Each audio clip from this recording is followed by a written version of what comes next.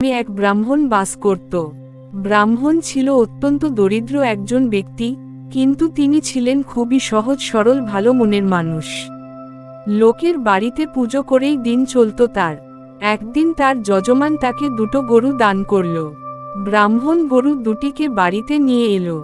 গরু দুটি দিনের বেলায় নদীর পাড়ে বেঁধে রাখত ও রাতে বাড়িতে নিয়ে যেত।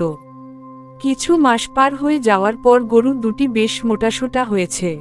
গরু দুটিকে দেখে একটি চোরের মনে লোভ জন্মানো। চোর ভাবল সে গরু দুটিকে চুরি করবে, আর অন্যদিকে আরেকটি দৈত্য ব্রাহ্মণকে ভোজন করবে বলে ভাবছে।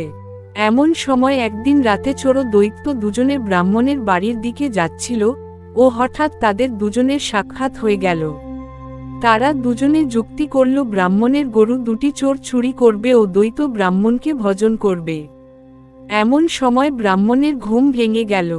ও একটি লাঠি দ্বারা চোরকে মেরে তাড়িয়ে দিল, আর মন্ত্রশক্তির দ্বারা রাক্ষসকে তাড়িয়ে দিল।